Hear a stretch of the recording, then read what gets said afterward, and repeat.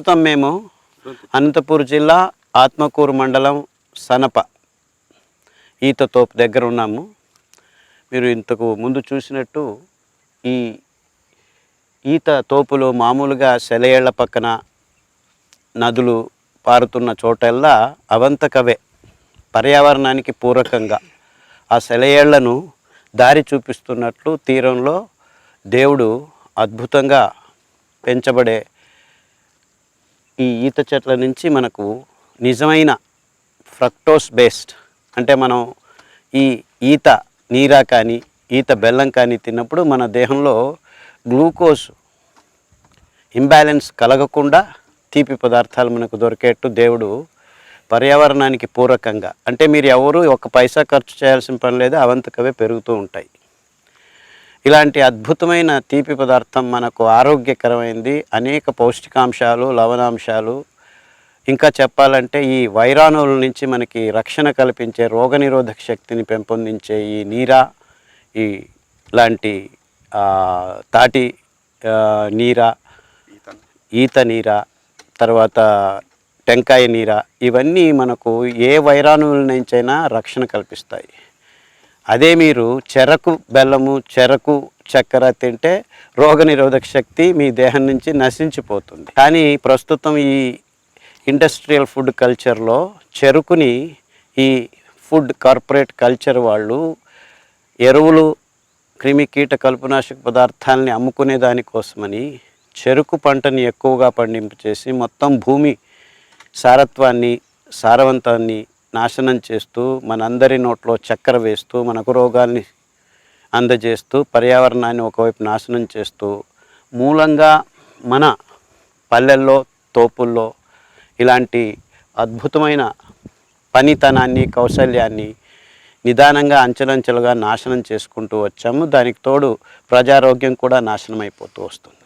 ఈ ఈత నీరా, తాటి నీరాలను దీని నుంచి కళ్ళు తయారవుతుంది, కళ్ళు తాగి ప్రజలు చెడిపోతున్నారనే ఒక నెపంతో ప్రజల్ని ఈ ఈత బెల్లం, నీరా బెల్లం నుంచి దూరం చేసుకుంటూ వచ్చారు.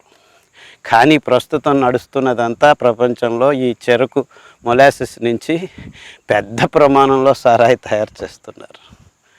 ఆ సారాయిని నమ్ముకునేదానికి ఈ సారాయి అడ్డం వస్తుందని ఒక నెపంతో ఈ పనుల్ని, ఈ కౌశల్యాన్ని అంచెలంచెలుగా మనం నాశనం చేసుకుంటూ వస్తున్నాం డెవలప్మెంట్ పేరుతో. కానీ నిజమైన బెల్లము, నిజమైన తీపి పదార్థము, మనకు ఆరోగ్యాన్ని వృద్ధి చేసే అంశాలు కలిగిన ఈ నీరాను, ఈ నీరా బెల్లాన్ని మనం దూరంగా ప్రకృతి నుంచి దూరంగా చేసుకుంటూ, మన దేహాల నుంచి దూరంగా చేసుకుంటూ రోగాల్ని కలుగు చేసుకుంటున్నాం.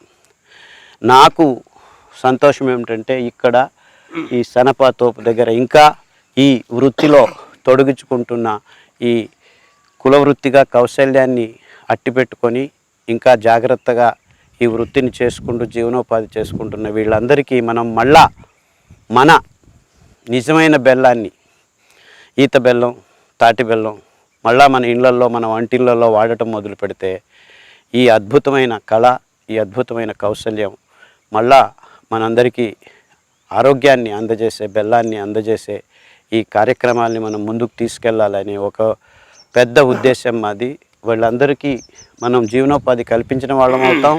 మనందరికీ వాళ్ళ ఆరోగ్యం చేకూర్చే అద్భుతమైన ఈత బెల్లం అందించే ఒక సదావకాశాన్ని మనం వీళ్ళ నుంచి పొందగలిగిన వాళ్ళం అవుతాం. సో ఇలాంటి అనేక రకాలైన వాతావరణానికి పూరకమైన, వాతావరణాన్ని నాశనం చేయకుండా పర్యావరణాన్ని పూరకంగా ఉంచుకున్న ఈ కులవృత్తుల్ని నమ్ముకున్న వాళ్ళని మనం మన ప్రాంతీయగా తయారు చేసే ఈ బెల్లాన్ని మనం వాడుతూ ఈ కార్పొరేట్ కల్చర్ని, ఫుడ్ ఇండస్ట్రీల్లో ఫ్యాక్టరీ ఫుడ్ అయిన ఆ చక్కెరని మనం త్యజించి ఈ అద్భుతమైన తాటి బెల్లం, ఈత బెల్లాన్ని వాడటం మొదలు పెడితే ఎంతో ఆరోగ్యం మనకు వస్తుంది, మన పర్యావరణం కూడా బాగుపడుతుంది. నేను గట్టిగా నమ్మిన వాళ్ళలో మొదటివాడిని.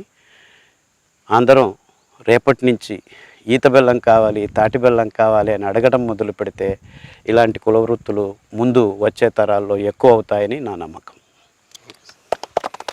మరిన్ని అప్డేట్స్ కోసం STV యూట్యూబ్ ఛానల్ని సబ్స్క్రైబ్ చేసుకోండి.